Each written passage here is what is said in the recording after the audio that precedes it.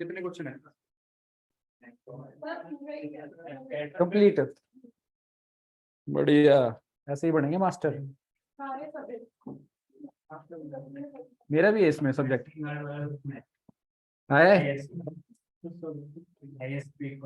इतना easy question पूछते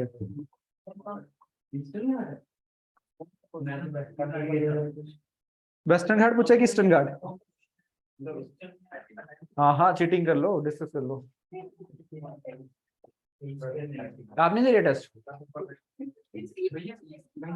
अच्छा,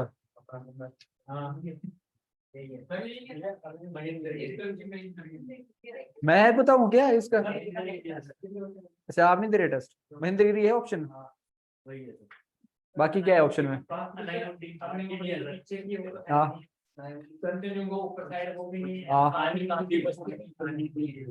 और क्या लिखा हुआ?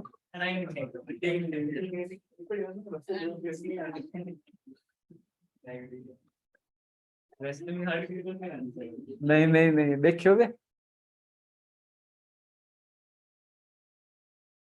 आज पढ़ना है हमने अर्थ के बारे में। बाकी हमने, आप सबने तो पढ़ना है ना बाकियों ने? आप पढ़ रहे हो कि टेस्ट दे रहे हो? चलो देखो, अर्थ में ना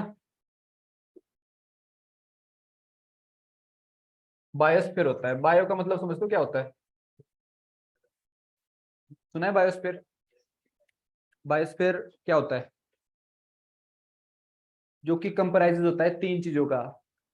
इसमें वाटर भी होता है, एयर भी होती है और लैंड भी होता है। इसका मतलब है, इसका पार्ट क्या क्या है? एटमोस्फेयर पार्ट है इसका। एटमोस्फेयर पार्ट है ना बायोस्फीयर का। ऐसा ही बायोस्फीयर का पार्ट है लिथोस्फीयर। ऐसे ही बायोस्फीयर का पार्ट है क्या? हाइड्रोस्फीयर। 3 चीजों का मतलब समझ रहे हो क्या चीजें है? एटमोस्फेयर होता है हवा, आसमान में, ठीक है, जहां पे हम गैसेस देखते हैं, डस्ट पार्टिकल्स देखते हैं। ये सारी चीजें एटमोस्फेयर को बनाती है, जो हमारे आसपास का है, ठीक है। इसको बोलते हैं एटमोस्फेयर। जिस पे हम खड़े हैं, ये जो नीचे है surface area, that is called lithosphere. Litho का मतलब होता है रॉक, पत्थर, है ना। लिथो का मतलब होता है रॉक, लिथोस्फेयर। और हाइड्रो का मतलब क्या होता है? वाटर। जितने भी ओशन है उसको बोलते हैं हाइड्रोस्फेयर, है ना। तो अर्थ जो है इन तीनों से बनी है। जो दुनिया है हमारी, अर्थ, ये इन तीनों से बनी है। और ऐसा माना जाता है कि लिथोस्फेयर क्या हुआ, जब अर्थ बनी ना इनिशियली, तो अर्थ बहुत ही आग के गोले की तरह से गर्म थी। क्योंकि ये टुकड़ा है उसका, किसका? स्टार का। स्टार का एक टुकड़ा ही है जो टूट के बना है, सन से ही तो टूट के बने हैं ये। तो ऐसा माना जाता था कि ये बहुत गर्म थी अर्थ जब इनिशियली बनी, ठीक है। तो बहुत सॉलिड थी, ऐसे मतलब बिल्कुल गर्म। उसके बाद जो है धीरे धीरे ये कूल डाउन होती गई। सालों लग गए ना कूल डाउन होने में। जब अर्थ कूल डाउन हुई, तो यहाँ पे इसने डिफरेंट गैसेस, वॉल्केनो आते थे अर्थ पे, ऑब्वियसली पहले से ही आते थे, वॉल्केनो आते थे। तो वॉल्केनो जो है डिफरेंट गैसेस इमिट करते हैं, अर्थ के अंदर से डिफरेंट गैसेस आती थी इनिशियली। तो जैसे हमने पढ़ा है कि सन में कौन सी गैसेस थी? हाइड्रोजन और हीलियम, ये गैसेस थी ऑब्वियसली। तो इसमें भी यही गैसेस होगी, तो यहाँ पे लाइफ तो नहीं हो सकती थी इनिशियली।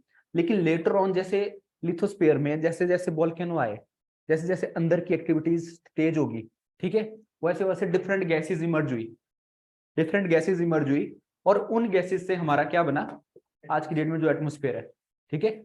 उन गैसेस से क्या बना आज की डेट में जो एटमोस्फेयर है? जैसे ऑक्सीजन है एटमोस्फेयर में, नाइट्रोजन है एटमोस्फेयर में, और कौन सी बहुत सारी गैसेस है ना एटमोस्फेयर में, उससे बना है ये। साथ साथ इन्होंने क्या किया, जब ये वॉल्केनिक एक्टिविटीज हुई, इसकी वजह से यहाँ पे जो गैसेस ऊपर गई, साथ साथ यहाँ पे कंडेंसेशन, जैसे कूल डाउन हुई ना अर्थ, जैसे धीरे धीरे कूल डाउन हुई अर्थ, और जैसे कूलिंग होती है ना, वो कूलिंग से क्या होती है? कंडेंसेशन होती है ना, कूलिंग से। क्योंकि इतना बड़ा स्केल पे कंडेंसेशन हुआ, इतनी बड़ी स्टेज पे कूलिंग हुई कि एकदम से वाटर भर गया। जैसे कूलिंग, क्या कूलिंग से ही होता है ना, बारिश, जो बारिश होती है वो कूलिंग से होती है। तो एकदम से इतनी बड़ी स्केल पे कूलिंग हुई कि एकदम से पानी बन गया, पानी बन गया ना। और वो पानी से क्या बने हैं? हमारे ओशन। जो आज की डेट में ओशन बने हैं, वो इस कूलिंग से बने हैं जो अर्थ कूल डाउन हुई है, जो इसका कंडेंसेशन हुआ है, ठीक है। उस कंडेंसेशन से आज की डेट में जो हमारे क्या बनी है, ओशंस। और एटमोस्फेयर किससे बना है, जो गैसेस यहाँ से इमिट हुई है, ठीक है। और एक एक मतलब एक तरह से एक गुब्बारे की तरह है, मतलब एटमोस्फेयर ऐसा कवर्ड है ब्लैंकेट की तरह, ठीक है। ब्लैंकेट की तरह कवर्ड है गैसेस, इससे इमिट नहीं होती बाहर, हार्डली गैसेस बाहर जाती है। तो यहाँ पे एटमोस्फेयर जो है अर्थ पे तैयार हुआ इसकी वजह से, ठीक है। इनिशियली ये भी एक हॉट गोला था आग का, क्योंकि वो उसका पार्ट है सन का पार्ट है, सन तो गर्म है ना, इनिशियली उसका पार्ट था ये। लेकिन धीरे धीरे जैसे जैसे ये सन से दूर चलता गया, वैसे वैसे ठंडा होता गया। अब जितना दूर होगा कोई चीज उतनी ठंडी होगी, सिंपल बात है ना। जैसे अगर नेपच्यून की बात करें, वो कितना दूर है, यूरेनस की बात करें कितना दूर है सन से, काफी दूर है ना। जितना दूर है उतना ठंडा है, सिंपल बात है। जितना सन से कोई चीज दूर होगी उतनी ठंडी होगी, है ना। तो ये जो है ठंडी हुई धीरे धीरे, और ठंडे होने के बाद ये एक बायोस्फीयर फॉर्म करती है। और ये बायोस्फीयर वो बायोस्फीयर है जो कि एक लिविंग कंडीशन देती है हमारे को जीने के लिए। और यहाँ पे उसके बाद प्राणी आने स्टार्ट हुए, लोग आने स्टार्ट हुए। सबसे पहले ऐसा माना,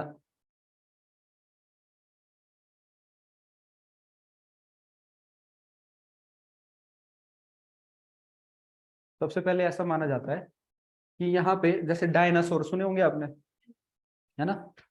ऐसे ऐसे प्राणी, मतलब डिफरेंट टाइप के एनिमल्स, छोटे मोटे कीड़े मकोड़े, ओ जीवित हुए। आप अगर जियोलॉजी पढ़ोगे कभी तो पता चलेगा कि ह्यूमन इवोल्यूशन कैसे हुई है। ऐसे हमारे को ज्यादातर माना जाता है कि हम जो है बंदरों, मतलब उस टाइप से चिंपैंजी से हमारा इवोल्यूशन है उस टाइप से, है ना, ऐसा माना जाता है। तो वो जियोलॉजी का पार्ट है, वो ज्योग्राफी का पार्ट नहीं है, पर फिर भी मतलब ऐसा माना जाता है। इसमें एक जियोलॉजिकल टाइम स्केल है कि इवोल्यूशन कैसे कैसे हुआ है, ठीक है। अब वो जियोलॉजिकल टाइम स्केल के आपने सिर्फ ये याद रखना है कि किस तरीके से इवोल्यूशन हुआ है, उसके नाम है उन चीजों के। एक का नाम है इयोन्स,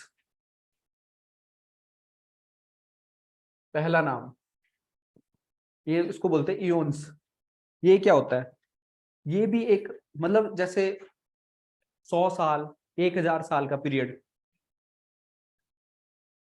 जो हमारे इवोल्यूशन के काफी लंबा पीरियड है, उसको बोलते हैं इयोन्स। अब इसमें कौन से आते हैं, जैसे हेडियन, आर्चियन, ये आपने कुछ याद नहीं रखना। आपने याद रखना है कि ये सबसे बड़ा पीरियड है जियोलॉजिकल टाइम स्केल की हिस्ट्री में।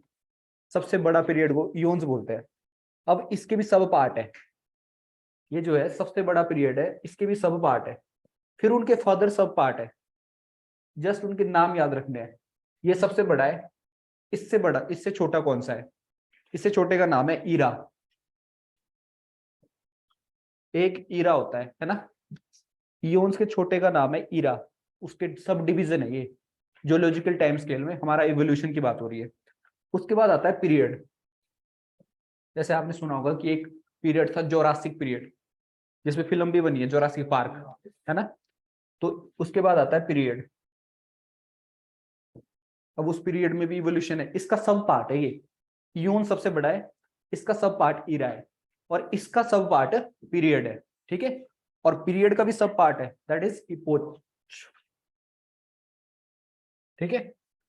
ये मतलब डिवीजन है इसके जियोलॉजिकल टाइम स्केल की अगर बात करेंगे, सबसे बड़ा है ये, ठीक है। इसी के अंदर का पार्ट है ईरा, और इसके अंदर का पार्ट है पीरियड, और इसके अंदर का पार्ट है ये, ठीक है। मतलब इसको अगर एग्जाम में आएगा तो ये डिक्रीजिंग ऑर्डर में आएगा करने को। तो आपने सबसे पहले लिखना है ये, देन इससे इससे छोटा कौन सा है, ईरा, देन इससे छोटा कौन सा है, इससे छोटा कौन सा है, बस।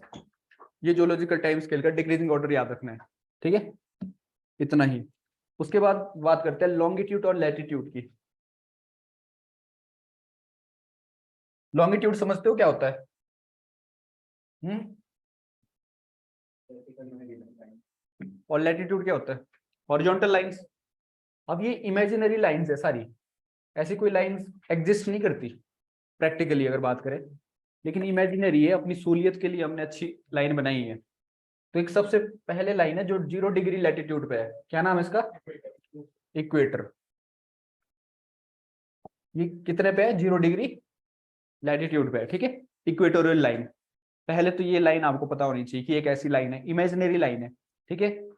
इमेजिनरी लाइन है ये। फिर इसके ऊपर एक और लाइन आती है जिसका नाम क्या है, ट्रॉपिक ऑफ कैंसर। ये कितने डिग्री पे, 23.5, ठीक है। ये भी क्या है, लैटिट्यूड है, 23.5 डिग्री, ऐसा ही लिखे हैं। फिर इसके साउथ में एक और लाइन है, उसका नाम क्या है, कैप्रिकॉर्न, ट्रॉपिक ऑफ कैप्रिकॉर्न। ये कितने डिग्री पे, 23.5 साउथ में है। ये कितने में, नॉर्थ, क्योंकि ये इक्वेटर है। इक्वेटर के ऊपर वाला एरिया क्या कहलाएगा, नॉर्थ, नीचे वाला एरिया क्या कहलाएगा, साउथ। जो इक्वेटर के ऊपर है that is tropic of cancer, जो इक्वेटर के नीचे that is tropic of capricorn, ठीक है, साउथ में। अब यहां से और ऊपर जाना है हमने, एक और लाइन मिलेगी आपको, इमेजिनरी लाइन है, that is called tropic of, क्या बोलेंगे उसको, ट्रॉपिक उससे बोलेंगे कि आर्कटिक लाइन बोलेंगे। कितने पे है वो, नॉर्थ, क्योंकि आर्कटिक ओशन है ऊपर, एक ओशन है ऊपर, दैट इज आर्कटिक ओशन, तो इसके नाम पे क्या है, सर्कल, ठीक है। गोल सी है ना अर्थ, तो पूरे इसमें एक सर्कल है ये, दैट इज आर्कटिक सर्कल, ठीक है। और ऐसा ही साउथ में क्या मिलेगा आपको, एंटार्क्टिक सर्कल। चाय, खुशी 15 मिनट पहले आ गई,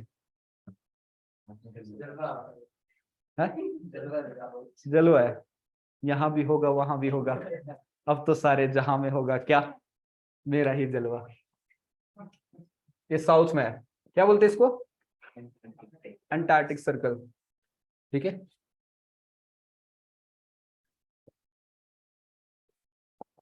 ये लाइनें याद रह जाएगी, 1 2 3 4 5 लाइनें हैं बस, ठीक है। ये जो है लैटिट्यूडनल लाइंस है, इमेजिनरी लाइंस है, ठीक है, लैटिट्यूडनल लाइंस। यहाँ से पेपर में क्वेश्चन क्या बनता है, कई बार क्वेश्चन बनता है कि ट्रॉपिक ऑफ कैंसर पे कौन सा कंट्री है, ऐसा कौन सा कंट्री है जो ट्रॉपिक ऑफ कैंसर की लाइन में आता है, और ऐसा कौन सा कंट्री है जो ट्रॉपिक ऑफ कैप्रिकन की लाइन में आता है, ऐसा कौन सा कंट्री है जो इक्वेटर की लाइन में आता है। क्वेश्चन ऐसा बनता है पेपर में, क्वेश्चन ऐसा बनता है ऐसी कौन सी रिवर है जो ट्रॉपिक ऑफ कैंसर को काटती है, ऐसी कौन सी रिवर जो ट्रॉपिक ऑफ कैप्रिकॉर्न को काटती है, और ऐसी कौन सी रिवर है जो इक्वेटर को काटती है। क्वेश्चन ये बनता है, ठीक है। तो ये इमेजिनरी लाइंस आपने मैप में देखनी है, वर्ल्ड मैप यहाँ से ले लेना है जिसके पास नहीं है, ठीक है। और ये इमेजिनरी लाइंस देखनी है अपने मैप में, कि मान लो ऐसा एकमात्र जो हमारा ना 7 कॉन्टिनेंट है टोटल बने हुए, 7 में से सिर्फ एक कॉन्टिनेंट ऐसा है अफ्रीका का जहां से तीनों लाइनें क्रॉस करती है। अफ्रीका का एकमात्र कॉन्टिनेंट है जहां से ये मेजर 3 लाइंस क्रॉस करती है, ठीक है। तो ये पेपर में आ जाता है, ठीक है। ये 3 लाइंस बहुत मेजर 3 लाइंस है, और यहाँ से कहाँ कौन सी कंट्री क्रॉस कर रही है ये आपको पता होना चाहिए। इंडिया से कौन सा क्रॉस होता है, ट्रॉपिक ऑफ कैंसर, ये वाली लाइन है ना जो इंडिया से क्रॉस करती है। और इंडिया के कितने राज्यों को क्रॉस करती है ये, 8 राज्य, ऑब्वियसली कौन कौन से है वो, गुजरात, राजस्थान, एमपी और छत्तीसगढ़ और झारखंड और वेस्ट बंगाल और मिजोरम एंड त्रिपुरा, ठीक है। ये है ट्रॉपिक ऑफ कैंसर क्रॉस करती है इंडिया के 8 स्टेट, समझ रहे हो। ये पता होना चाहिए आपको कि ट्रॉपिक ऑफ कैंसर क्रॉस कर रही है, ठीक है। ये है लैटिट्यूडनल लाइंस। अब ऐसी ही आपको लॉन्गिट्यूडनल लाइंस दिखेगी, हाँ, हॉरिजॉन्टल, ठीक है। हॉरिजॉन्टल दिख रहा ना ये, बिल्कुल ऐसे है हॉरिजॉन्टल, समझते हो, सीधा बिल्कुल ऐसे। और वर्टिकल क्या होता है, मिजोरम एंड त्रिपुरा, वैसे त्रिपुरा पहले आएगा, मिजोरम बाद में आएगा, मैप में देखोगे अगर, ठीक है। समझ रहे हो इस बात को। ऐसी ही आपको इमेजिनरी लाइन दिखेगी, यहाँ से पोल को कनेक्ट कर रही है। देखो जो ये लाइंस है ना, ये लाइंस के बीच की दूरी, एक लाइन से दूसरे लाइन के बीच की दूरी, ऐसी लाइन 90 लाइंस ऊपर मिलेगी, 90 लाइंस ऐसी नीचे को मिलेगी, इक्वेटर से नीचे की बात कर रहा हूं मैं, ठीक है। और एक लाइन से दूसरे लाइन के बीच की दूरी कितनी है, दैट इज 111 किलोमीटर। 111 किलोमीटर की दूरी है जो एक लाइन और दूसरी लाइन के बीच है। कौन सी लाइन बता रहा हूं? Latitudinal lines. ठीक है, एक लाइन से दूसरी लाइन की दूरी कितनी है? 111 किलोमीटर। ठीक है, ये दूरी है एक लाइन से दूसरी लाइन के बीच।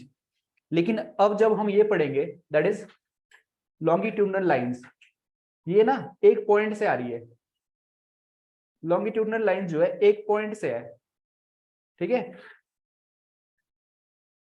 एक पॉइंट से, सिंगल पॉइंट से इसके नीचे साउथ में सिंगल पॉइंट तक कनेक्ट कर रही है। समझ रहे हो? इनके बीच की दूरी नहीं है ये 111। ठीक है, यहां तो दूरी कांस्टेंट है, जितनी भी लाइन है इक्वल डिस्टेंस पे है। जितनी यहां डिस्टेंस है इन दोनों के बीच उतना ही डिस्टेंस यहां है। लेकिन जब हम लॉन्गिट्यूडनल लाइंस की बात करते हैं तो डिस्टेंस इक्वेटर पे सबसे ज्यादा दिख रहा है।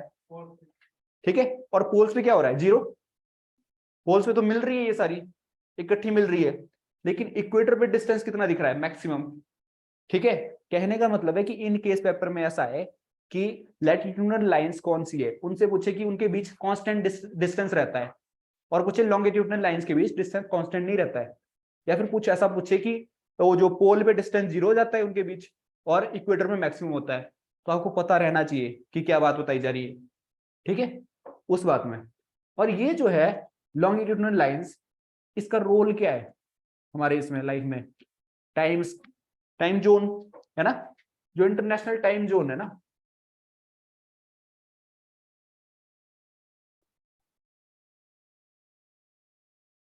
वो डिसाइड होता है एज पर दिस।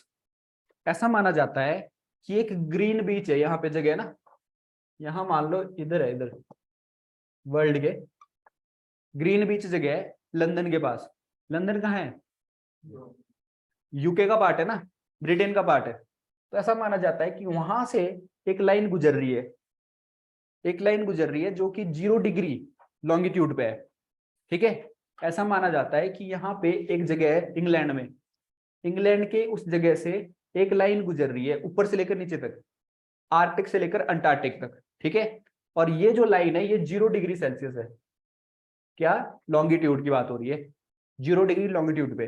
ठीक है, इसके इधर को बोलेंगे ईस्टर्न साइड, इसके इधर को बोलेंगे क्या? Western side. समझ रहे हो? इसकी इस लाइन के इधर को ईस्टर्न साइड है, इस लाइन के इधर को वेस्टर्न साइड है। आपके अकॉर्डिंग इंडिया इधर को है कि इधर को है? ईस्टर्न साइड है ना इंडिया, इस लाइन के इधर को है। और जो इक्वेटर है इसके ऊपर है इंडिया की नीचे है? ऊपर है। मतलब इंडिया जो है कहीं ना कहीं इस ब्रैकेट में लाई करता है ना, इसके अंदर है इंडिया। समझ रहे हो? जो हमारी कंट्री है वो इसके अंदर है। अब ये जो जियोलॉजिकल टाइम स्केल है, जो टाइम जोन है ना यहाँ पे, ये जो टाइम जोन है इंटरनेशनल, यहाँ से कैलकुलेट होना है अब वर्ल्ड का टाइम। ये वर्ल्ड की मेजर कंट्रीज ने डिसाइड किया। चाय ठंडी हो जाएगी।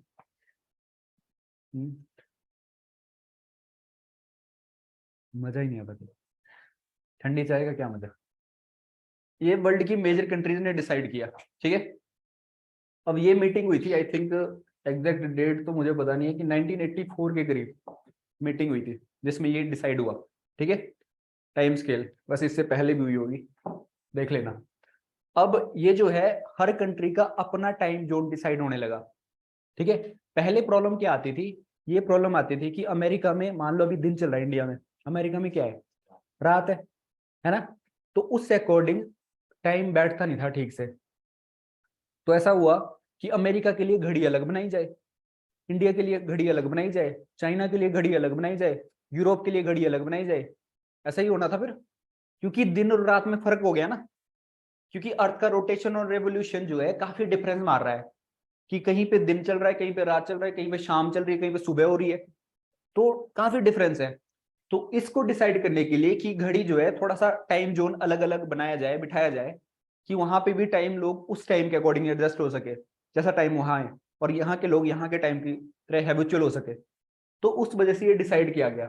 तो जब जो यहाँ पे ये डिसाइड हुआ, तो ये बोला गया कि मान लो अर्थ है वो, ये राउंड मूव, पूरी राउंड है ना, 360 के एंगल पे है अर्थ। अब यहाँ पे हमारा दिन और रात में टोटल टाइम कितना होता है? एक, अगर टोटल टाइम देखे तो 24 घंटे होते हैं ना मिला के, 24 आवर्स है, 24 आवर्स है। 24 आवर मतलब 360 डिग्री पे अर्थ मूव कर रही है 24 आवर में, तो 1 आवर में कितना मूव करेगी? अगर इसको मैथ देखें यहाँ पे, कितना मूव करेगी? 15 डिग्री, मतलब 15 डिग्री मूव कर रही है 1 आवर के अंदर, 1 घंटे के अंदर। अर्थ की मूवमेंट है। अर्थ कहां से कहां तक होती है, कैसे मूव करती है? Waste to east. सन तभी तो राइज होता है ईस्ट में। अर्थ मूव कर रही है वेस्ट टू ईस्ट, और 1 घंटे में कितना डिग्री मूव कर रही है? 15 डिग्री। लॉन्गिट्यूड की बात हो रही है ये, ठीक है। उस अकॉर्डिंग हमने टाइम जोन देखना है अब। 15 डिग्री 1 घंटे में, इसका मतलब है कि 60 मिनट, 60 मिनट कितने में? 15 डिग्री की इक्वल है। 60 मिनट होते हैं 1 घंटे में, 15 डिग्री की इक्वल है। तो 1 डिग्री किसकी इक्वल होगा? 4 मिनट की इक्वल। ये बात समझ आ रही है? अगर 15 डिग्री इसके इक्वल है, तो 1 डिग्री किसके इक्वल होगा? 4 मिनट के।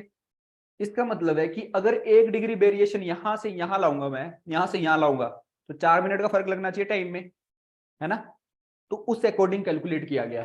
अब जब इंडिया का टाइम जोन देखना था, मान लो इंडिया एक पॉपुलर एग्जांपल है क्योंकि इंडिया हमारी कंट्री है। अगर इंडिया का टाइम जोन देखे, तो इंडिया का टाइम जोन कैलकुलेट होता है इलाहाबाद के पास मिर्जापुर जगह है, ठीक है। मिर्जापुर जगह है, और इंडिया का टाइम जोन जो है 82.5, ये ईस्टर्न साइड का लॉन्गिट्यूड है। इंडिया का टाइम जोन, इंडिया है यहाँ पे एक कंट्री, ठीक है।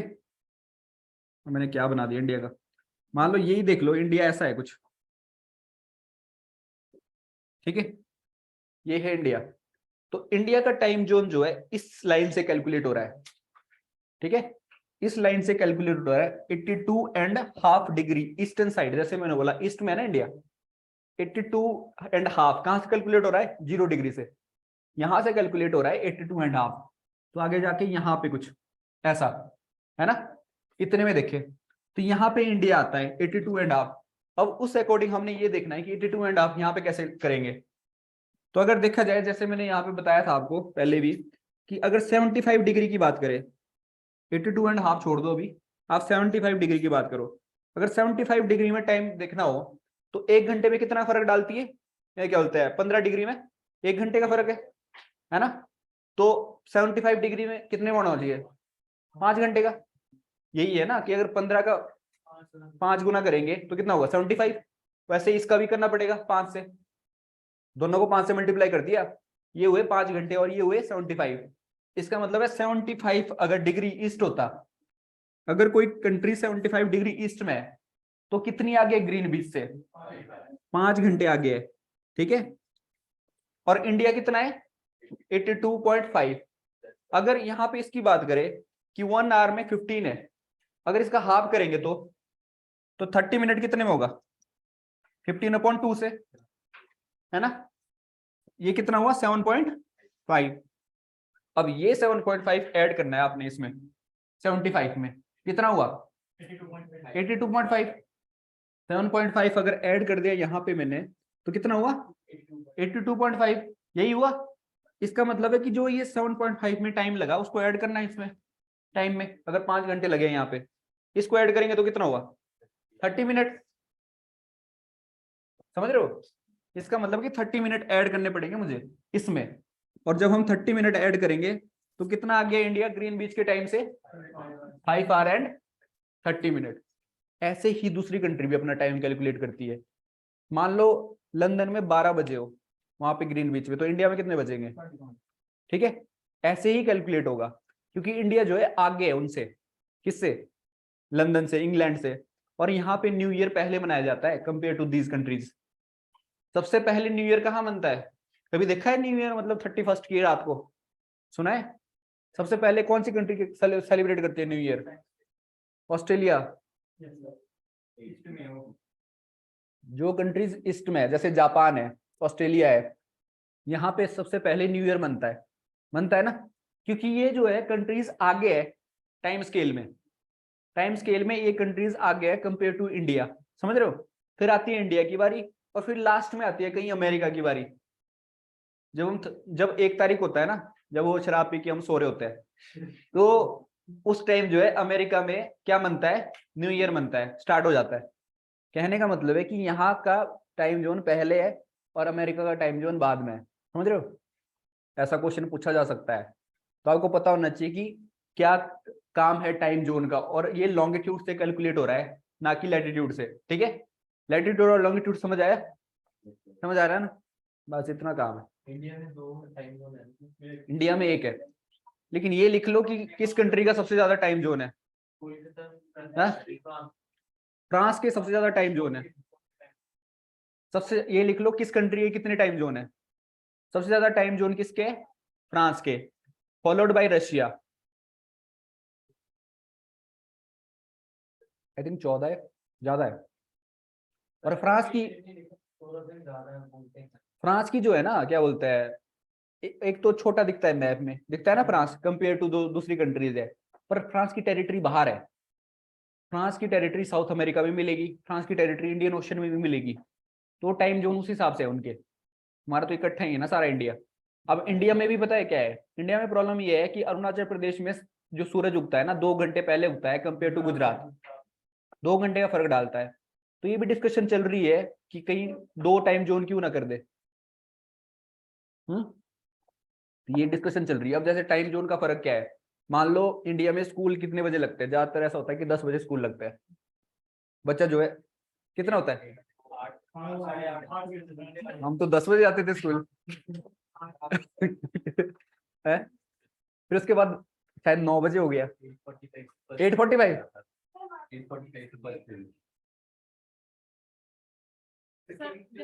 वही तो, अब ना एडजस्ट उस टाइप से होता है कि गर्मियों में लेट करते हैं कि जल्दी करते हैं, जल्दी करते हैं ताकि गर्मी ना पड़े ज्यादा। तो गर्मियों में जल्दी जाना है आपने, बड़े दिन होते हैं ना, दिन दिन बड़े होते हैं।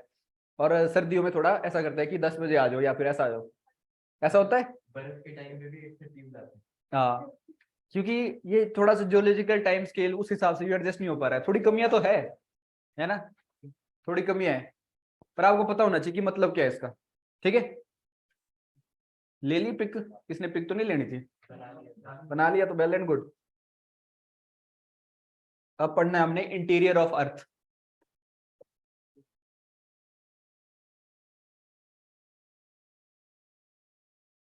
अच्छा, ये जो क्या बोलते हैं टाइम जोन है जो इंडिया से गुजर रहा है, कितने स्टेट से गुजरता है ये इंडिया में, टाइम जोन जो ट्रॉपिक ऑफ कैंसर है वो तो 5 से गुजर रही है, तो ये 8 से गुजर रही है, जो तो मैंने बताया 8 स्टेट आपको। लेकिन वो जो टाइम जोन वाली लाइन है वो कितने स्टेट से गुजरती है। कौन कौन से स्टेट है, यूपी है, और कौन सा है, छत्तीसगढ़ है, और कौन सा है, उड़ीसा है, और कौन सा है।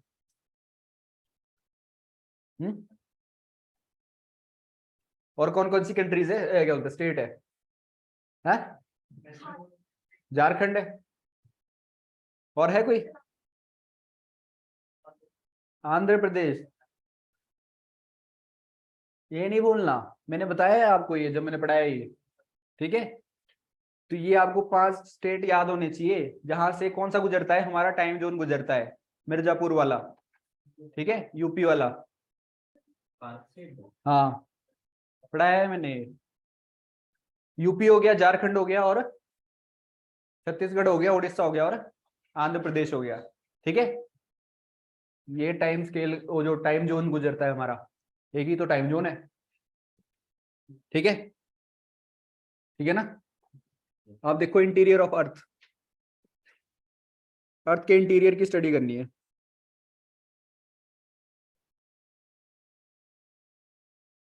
अर्थ का इंटीरियर, जैसे मैंने बताया कि अर्थ मान लो ये है, वैसे तो ऐसी नहीं है अर्थ, लेकिन फिर भी मान लो अंडाकार है ना अर्थ, अंडाकार शेप। इसका एक पीस ले लो इंटीरियर को स्टडी करने के लिए। ठीक है, पिज्जा डिलीवरी हो चुकी है, एक पीस बचा है, इसका एक पीस को यहाँ ले लो।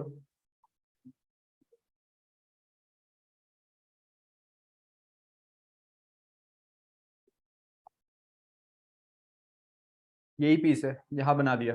ठीक है, इसमें जो है चीज क्या है, अच्छा लग रहा है ना चीज ही है इसमें। है कितनी लेयर? अच्छा कौन सा पिज्जा है ये? कौन सा पसंद है? कैप्सिकम पसंद है? कौन सा पसंद है? हाँ, जो बेस्ट पिज्जा है उस बस उसका नाम यहाँ पे है, ठीक है। मतलब मुंह में पानी आना चाहिए, है? लगे कि पिज्जा बेस्ट है, ठीक है। कईयों रेस्टोरेंट में अच्छा होता है पिज्जा, कईयों में खराब होता है, पता नहीं, बनाने का तरीका डिपेंड करता है। हाँ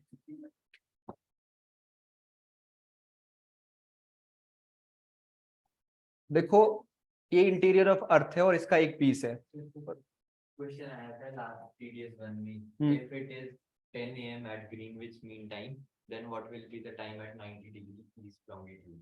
हाँ, if it is 10 AM Greenwich पे, कहाँ पे टाइम पूछा है? 90 degree east longitude. तो ये जो है 0 डिग्री पे है, तो इसके 90 डिग्री में कितना होगा? अगर 1 घंटे में 15 मिनट का फर्क डालता, 15 डिग्री का फर्क डालता, तो 90 कितने में आया? 6 से कितने हुआ? तो बस अब 6 घंटे ऐड करो ना इस पे, 4 बज गए। पार्टी अभी बाकी है, चलो ठीक है। ये क्वेश्चन तो परेशान नहीं किया, निकल गया ना क्वेश्चन, निकल जाएगा, निकलना चाहिए, ठीक है। अब देखो क्रस्ट मेटल कोर, ये जो है अर्थ के इंटीरियर की बात हो रही है यहाँ पे। अर्थ का इंटीरियर किससे बना है? क्रस्ट जो है 2 लेयर है, अपर क्रस्ट एंड लोअर क्रस्ट। ऐसे ही मेटल की भी 2 लेयर है, अपर मेटल एंड लोअर मेटल, और ऐसे ही कोर की भी 2 लेयर है, अपर एंड लोअर कोर, ठीक है। कोर की बात हो रही है यहाँ पे। क्रस्ट जो है इधर ले लो, अगर 0 किलोमीटर से स्टार्ट करना है तो अंदर जो है 6300 किलोमीटर तक, इतनी डेप्थ में है कोर। 20, हाँ तो लगभग इतना है ना, इतनी डेप्थ में है हमारा कोर। अर्थ जो है एक बहुत बड़ा गोला है ना, इस तरह से बना हुआ, इसका सेंटर है यहाँ पे, ये इसका सेंटर है, ठीक है। और ये कितना डेप्थ पे है? इतनी डेप्थ पे। ऐसे ही हिस्से बने हैं बहुत सारे, ऐसा ही हिस्सा आपको इधर मिलेगा, ऐसा ही हिस्सा आपको इधर मिलेगा, ऐसा ही पीस इधर मिलेगा, समझ रहे हो इस बात को? तो इसका जो सेंटर है वो यहाँ है, ठीक है। और ये कितने डेप्थ पे? इतने डेप्थ पे लगभग, ठीक है। क्रस्ट मेटल एंड कोर, और क्रस्ट जो है ये सॉलिड पार्ट है लिथोस्फीयर का, ठीक है, सॉलिड। उसके बाद मेटल की बात आती है। अपर मेटल ऐसा माना जाता है कि ये लिक्विड है, ये वाली लेयर ऐसी मानी जाती है कि ये लिक्विड है, और इस लेयर का नाम है एस्थेनोस्फीयर। सुना है नाम?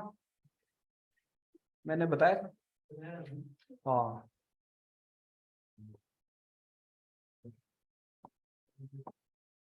और उसके बाद एक और लेयर है, ये भी लिक्विड है,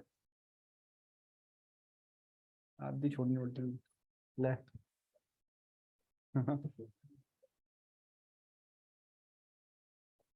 ये भी लिक्विड है। अर्थ के अंदर 2 लेयर है जो लिक्विड है स्टेज में है।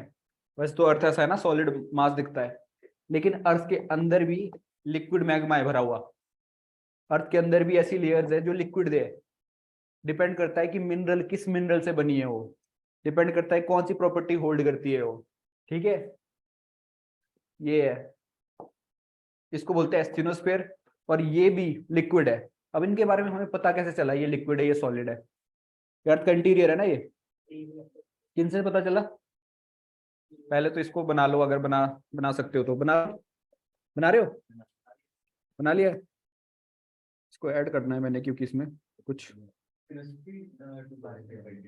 हाँ इसमें कुछ चीजें ऐड हो सकती है डायग्राम में।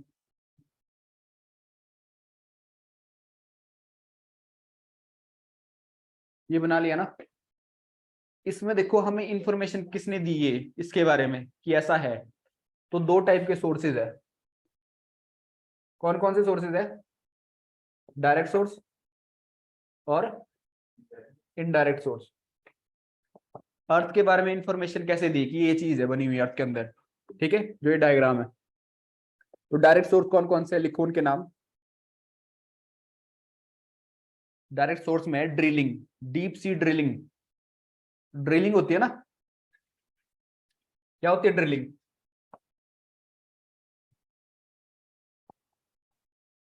खुदाई है, जेसीबी की खुदाई देखते हैं जैसे आप, है ना, जो टाइम वेस्ट करते हैं लोग वो जेसीबी की खुदाई देखते हैं, है ना, है मजा आता है ना, वही तो कह रहे हैं, जेसीबी की खुदाई देखता है वो बंदा जिसको टाइम वेस्ट करना है अपना। तो ड्रिलिंग करके, माइनिंग करके हमें पता चल सकता है कि अर्थ के कुछ पार्ट्स के बारे में कि अंदर है क्या, ठीक है।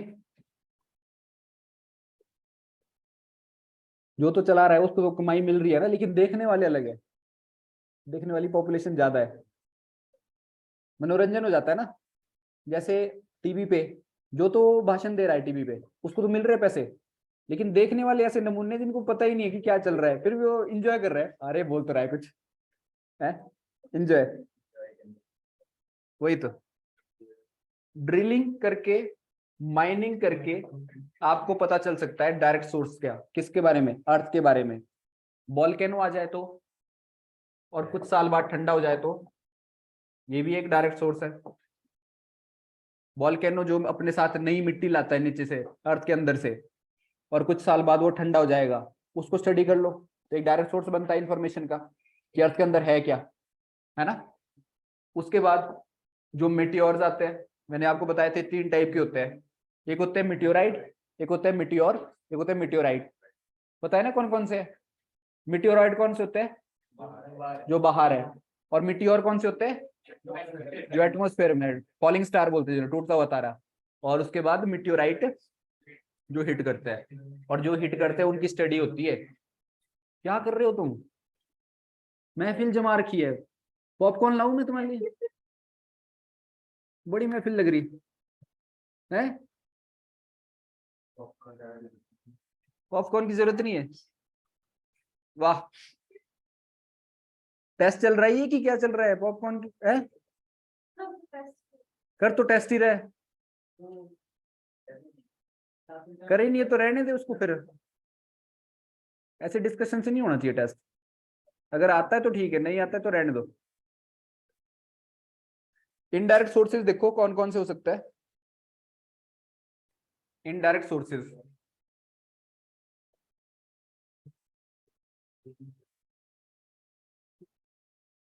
अर्थ के इंटीरियर के बारे में जानना है, इनडायरेक्ट सोर्सेज कौन से हो सकते हैं, जैसे सिस्मिक वेव्स, सुना है नाम, अर्थक्वेक की वेव्स होती है सिस्मिक, सिस्मिक वेव्स।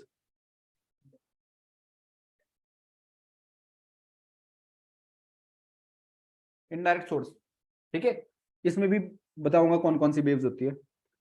दूसरा है ग्रेविटेशनल एनोमलीज, अर्थ की ग्रेविटी होती है,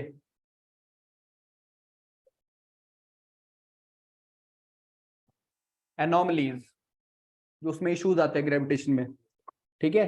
अर्थ का एक मैग्नेटिक पुल होता है, उसकी बात हो रही है। तीसरा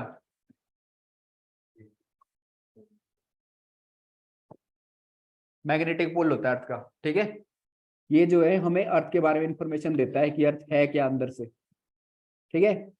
ये जो है इनडायरेक्ट सोर्स ऑफ इंफॉर्मेशन है अर्थ के बारे में, समझ रहे हो। हाँ, कौन कौन दे रहा है इसमें टेस्ट, आप टेस्ट दे रहे हो, ये आप दे रहे हो टेस्ट, और ये दे रहा है टेस्ट, और कौन दे रहा है टेस्ट, कुछ, हाँ हाँ दे रही है, दे रही है, टेस्ट दे रही है। सिस्मिक वेव्स के बारे में लिखो, क्या होती है सिस्मिक वेव्स, ये डायग्राम भी बनाना है हमने अच्छा सा।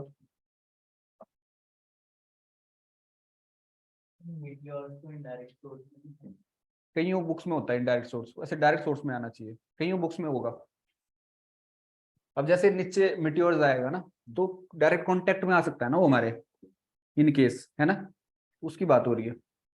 बाकी तो जो बाहर है, जो मैंने बताया मिट्योरॉइड है या फिर मिट्योर है, वो इनडायरेक्ट सोर्सेज हो सकते हैं कि हमारे डायरेक्ट कांटेक्ट में नहीं है वो, ऐसे ही हम उसकी स्टडी कर रहे हैं कि ऐसा कैसा है ना, वो है। बाकी यहाँ हमने सिस्मिक वेव्स की बात हो रही है कि सिस्मिक वेव्स होती क्या है, दोबारा मैंने वही डायग्राम बना दिया, इसके बारे में लिखो पहले तो, सिस्मिक वेव है क्या।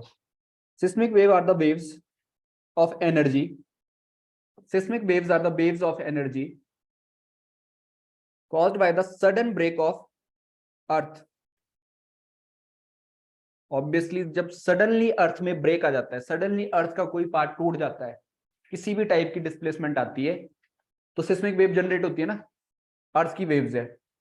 और इसको दूसरी लैंग्वेज में बोले तो sudden release of energy cause करती है सिस्मिक वेव्स को। अगर अर्थ से एकदम से एनर्जी रिलीज हो जाए तो सिस्मिक वेव आती है। ऑब्वियसली अर्थक्वेक की बात हो रही है, अर्थक्वेक किससे होती है ना, सिस्मिक वेव्स, अर्थक्वेक की बात हो रही है। टाइप्स ऑफ सिस्मिक वेव लिखो, टाइप्स सिस्मिक वेव के कौन कौन से टाइप्स है। पहला है पी वेव। कौन कौन सी सिस्मिक वेव्स होती है? इंटीरियर वेव्स और सरफेस वेव्स।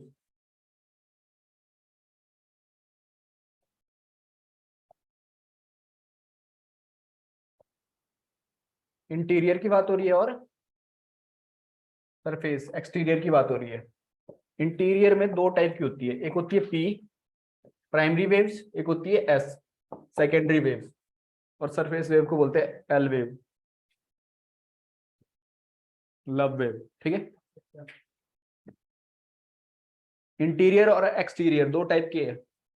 ठीक है, अब पी वेव्स के बारे में लिखो, जिसको बॉडी वेव्स भी बोलते हैं। ये जो इंटीरियर वेव है ऑब्वियसली बॉडी में आती है अर्थ की, उसको बॉडी वेव्स भी बोलते हैं।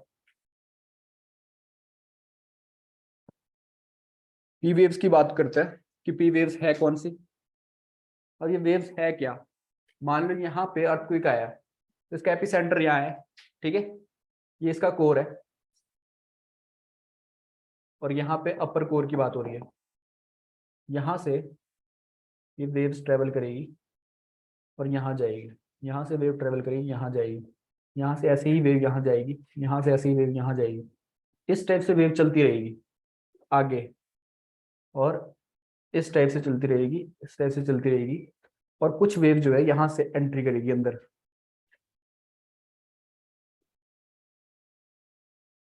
आगे बढ़ जाएगी और इसको काट देगी पूरा। कहने का मतलब है कि कुछ ऐसी टाइप है वेव के, पी टाइप, एस टाइप और सरफेस टाइप, कुछ वेव जो है वो कंप्लीटली यहाँ से आगे नहीं बढ़ पाएगी। जो यहाँ से है, कोर की बात हो रही है, कोर लिक्विड है। ये पता कैसे चला? क्योंकि कुछ वेव जो है यहाँ से आगे नहीं बढ़ रही थी, ठीक है, यहाँ से कट गई आगे को, यहाँ से कट गई, लेकिन यहाँ से आगे नहीं बढ़ी। और कुछ वेव जो है यहाँ पे दिखी हमें, मेजर करते हैं ना सिस्मोग्राफ में। सिस्मिक वेव किसमें मेजर होती है? इंस्ट्रूमेंट है सिस्मोग्राफ, ठीक है, ये एक इंस्ट्रूमेंट है जिसमें सिस्मिक वेव को मेजर करते हैं। जब मेजर किया गया सिस्मिक वेव को, तो कोई वेव जो है यहाँ से जाती हुई दिखी हमें उसमें, सिस्मोग्राफ में, और कोई वेव जो है यहाँ से कटती हुई दिखी जो आगे ही नहीं बढ़ रही है। ठीक है, ऐसे ही कुछ है। यहाँ से अगर एपिसेंटर की बात करें वेव्स की मूवमेंट, तो इसमें सबसे पहले है पी वेव। ये डायग्राम भी बना लियो, पी वेव है पहली वेव, इसको बोलते हैं प्राइमरी वेव। पी वेव का दूसरा नाम क्या है? प्राइमरी वेव, पी वेव, इसकी बात कर रहा हूं मैं यहाँ पे, प्राइमरी वेव। ठीक है, और this is the fastest wave. ये कौन सी वेव है? सबसे तेजी से चलने वाली वेव, फास्टेस्ट, सबसे तेजी से चलती है ये पी वेव। ठीक है, दूसरी बात है, ये ना तीनों मीडियम में ट्रेवल करती है। कौन कौन से मीडियम है?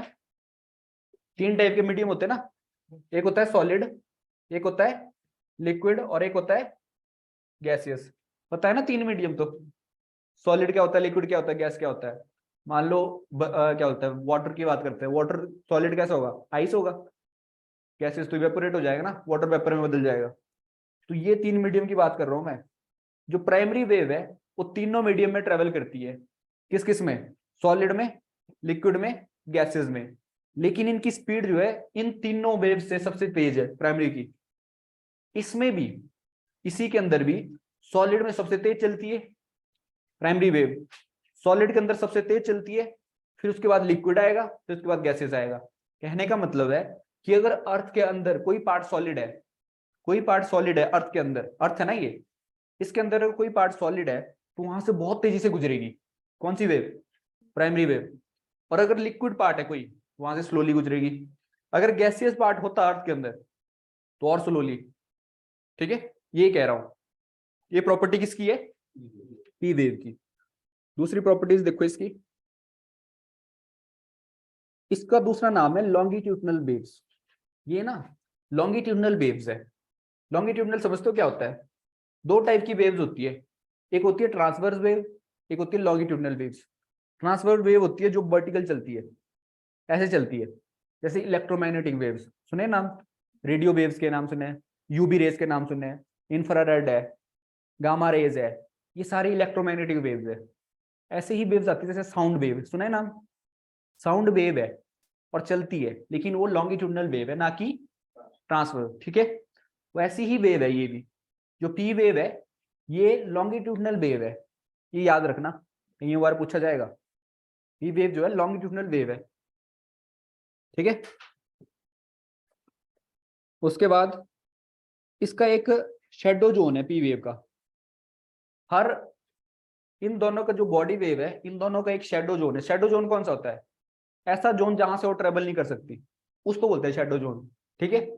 यहाँ पे देखो ये है 0 डिग्री, यहां से लेकर यहां तक ये है 103 डिग्री, यहां से लेकर यहां तक 103 डिग्री, और यहाँ पे जो हिट कर रही है ये है 142 डिग्री। कहने का मतलब ये है कि इन दोनों के बीच वाला जोन जहां पे ये वेव नहीं दिख रही है सिस्मोग्राफ के अंदर, इन दोनों के बीच का जोन जहां पे ये वेव नहीं दिख रही है सिस्मोग्राफ के अंदर, उस जोन को क्या बोलते हैं? Shadow zone. मतलब एक तरह से परछाई। शेडो क्या होती है? परछाई होती है। शेडो जोन जहां पे मतलब ढक गया जो चीज, ठीक है, ये वो जोन है किसके लिए? पी वेव के लिए, समझ रहे हो? ये शेडो जोन है किसके बीच? 103 से लेकर 142 के बीच, पी वेव में, ठीक है, ये जोन है। उसके बाद देखो सेकेंडरी वेव। सेकेंडरी वेव को क्या बोलते हैं? एस वेव है, और ये एक ट्रांसफॉर्म वेव है। जो मैंने इसका बताया था आपको, लॉन्गिट्यूडनल वेव है ना, ये कौन सी है लॉन्गिट्यूडनल वेव? ये पी वेव लॉन्गिट्यूडनल वेव है। लेकिन एस वेव जो है ट्रांसफॉर्म वेव है, ये जो है इलेक्ट्रोमैग्नेटिक वेव की तरह चलती है, एस वेव, ठीक है। सबसे पहली बात है कि एस वेव को क्या बोलते हैं? सेकेंडरी वेव, ठीक है। इसकी स्पीड कम है किससे? प्राइमरी वेव से। एस वेव की स्पीड कम है प्राइमरी वेव से, ये सेकेंडरी वेव है, और ये ट्रांसफॉर्म करती है, ट्रांसवर्स वेव है, ठीक है। इलेक्ट्रोमैग्नेटिक वेव होती है जो उस टाइप से बिहेव करती है, और ये वेव ऐसे मतलब ऐसे चलती है, परपेंडिकुलर चलती है इस टाइप से। कहने का मतलब ये है, ये वाली वेव, ठीक है। और ये वेव की और प्रॉपर्टी क्या है? ये ओनली सॉलिड में ट्रेवल करती है। कहाँ ट्रेवल करती है? ओनली सॉलिड, सिर्फ सॉलिड मटेरियल से ही पास होगी, ऐसी वेव है। कौन सी? S wave only solid material से ही पास होगी। और जब ओनली सॉलिड मटेरियल से ही पास होगी, तो यहाँ पे क्योंकि हमें पता चला, क्यों पता चला हमें कि ये लिक्विड है? क्योंकि यहाँ से पास ही नहीं हुई।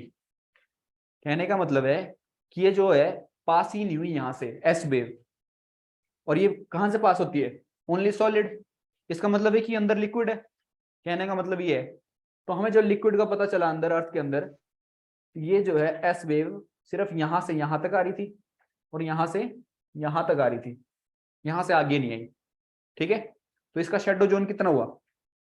103 यहाँ, 103 यहाँ, इसके बीच इसका शेडो जोन है, ठीक है।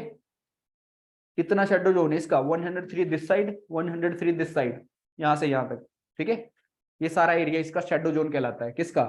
एस का, ठीक है। और इसकी स्पीड कम है किससे? पी से, हाँ, ठीक है, एस वेव।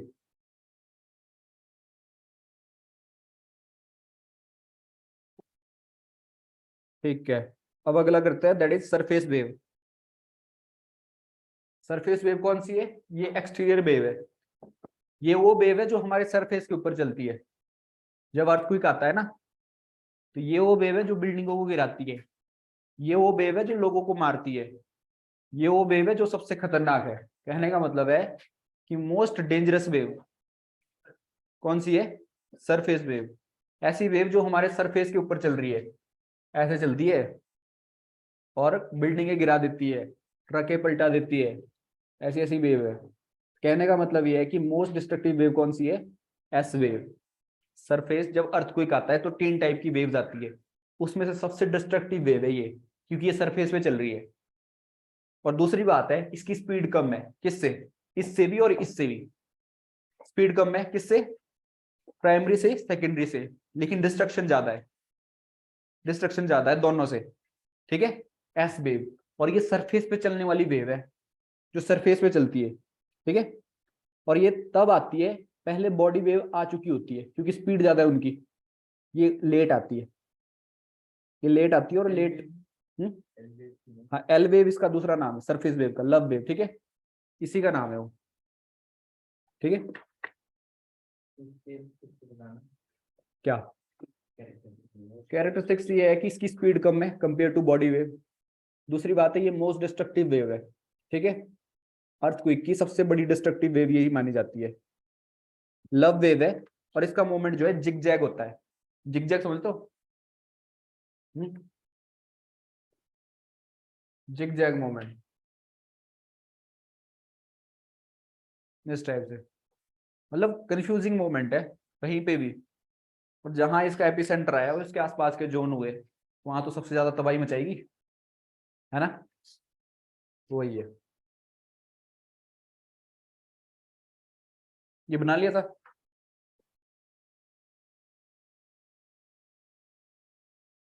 अब यहाँ पे ना, जो ये ग्राफ बनाया है मैंने यहाँ पे, जो मैंने अर्थ का एक पिज्जा का पीस लिया है, इसमें डिसकंटिन्यूटीज होती है, कुछ कुछ डेंसिटी के बेस पे डिसकंटिन्यूटीज है, कि कौन सी डिसकंटिन्यूटीज है, उनके नाम आपको पता होने चाहिए। सबसे पहले डिसकंटिन्यूटी होती है क्रस्ट के बीच, जिसको बोलते हैं कॉनरेड, क्या बोलते हैं, कॉनरेड डिसकंटिन्यूटी। पहली डिसकंटिन्यूटी है अर्थ के अंदर, डिसकंटिन्यूटी होती है डिफरेंस डेंसिटी के बेस पे, ठीक है। दूसरी डिसकंटिन्यूटी कौन सी है, मोहो डिसकंटिन्यूटी, ठीक है। उसके बाद एक और डिसकंटिन्यूटी आती है, क्या नाम उसका, हाँ क्या नाम है, डिसकंटिन्यूटी के नाम तो पढ़ाए थे आपको, क्या है, रेपिटेड, कौन सी है डिसकंटिन्यूटी, दैट इज रेपिटेड,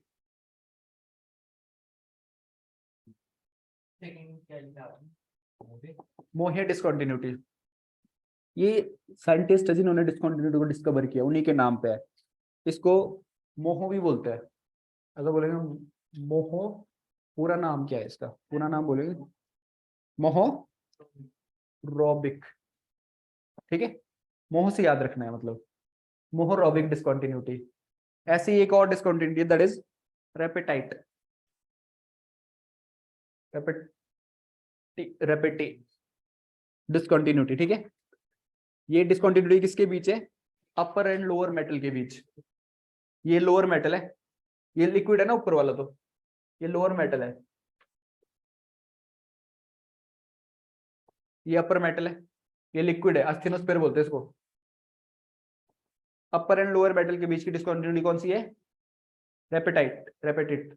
और इसके बीच जो क्रस्ट और मेटल के बीच की डिसकंटिन्यूटी, उसको क्या बोलते हैं, मोहोरोबिक या फिर मोहो डिसकंटिन्यूटी, याद रखना है इसको, ठीक है। ये लोअर है, लोअर क्रस्ट, ये है अपर क्रस्ट, ठीक है। इनके बीच है कॉनरेड डिसकंटिन्यूटी। डिसकंटिन्यूटी के नाम बता रहा हूं, पहली ये है, दूसरी ये है, तीसरी डिसकंटिन्यूटी जो कि किसके बीच है, अपर मेटल एंड लोअर मेटल के बीच, क्रस्ट और को मेटल के बीच, लोअर क्रस्ट है ना जो, और अपर मेटल है, इन दोनों के बीच की डिसकंटिन्यूटी, इसको बोलते हैं क्या, मोहो डिसकंटिन्यूटी। और इसका याद रखना कितनी डेप्थ है, 2900 किलोमीटर, शायद इसकी है, नहीं इसकी नहीं है, वो आएगी वो, इसकी उतनी डेप्थ में नहीं है। जो इंपॉर्टेंट पॉइंट है वो बता दूंगा। ये है अपर क्रस्ट, आई थिंक ये जो है अराउंड 200 किलोमीटर के करीब होगा डेप्थ में, ठीक है, मोहो डिसकंटिन्यूटी। उसके बाद जो है मोहो डिसकंटिन्यूटी जो है इनके बीच है, उसके बाद है repeated discontinuity, upper metal and lower metal के बीच।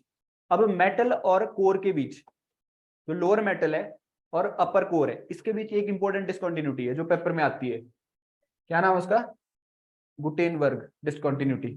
कौन सी है,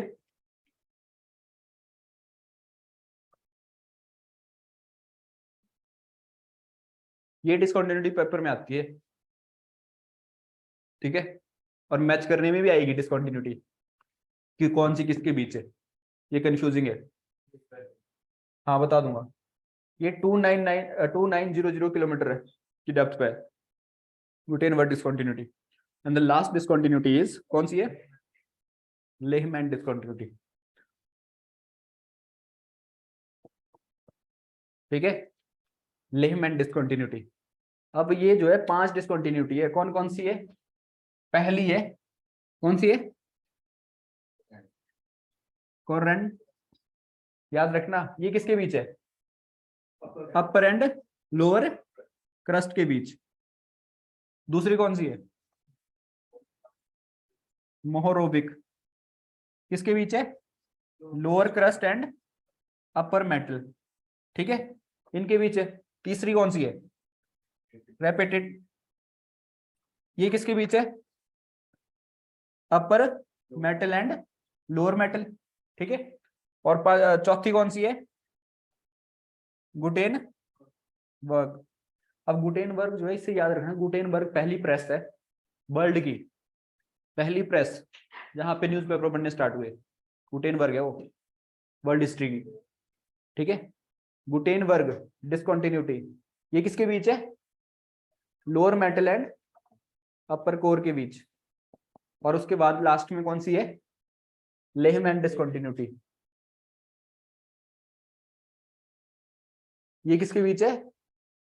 अपर कोर एंड लोअर कोर के बीच। याद रहेगा? इसके लिए कुछ ये बना लो, एब्रिविएशन बन सकता है क्या?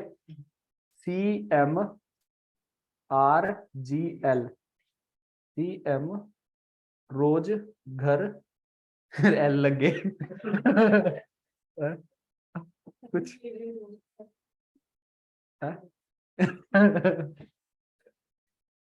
कुछ बन सकता है क्या? बनाओ कुछ, क्रिएटिविटी दिखाओ। चल मेरी गाड़ी में बैठ जा चल मेरे लिए, लिए कहाँ है फिर? हाँ, रोज गार्डन लॉन्ग वॉक, कुछ तो बना लियो मतलब है। CM तो याद रहेगा, है ना, CM याद रहेगा। अब RGL याद रखना है, जैसे KGF याद रखा RGL लिखो। ठीक है, इतना याद रखना है आपने, याद रहेगा। क्या बनाया? गुलाबला राजा कहाँ है यहाँ? अच्छा राजा है, गुलाबला, वाह क्रिएटिविटी तो देखो है, मतलब क्रिएटिविटी एट द स्पीक, है ना, इससे बड़ी क्रिएटिविटी क्या है। तो आज के लिए इतना करते हैं। ठीक है, समझ आ रही बात है क्या बता रहा हूँ? बस ठीक है, आज की क्लास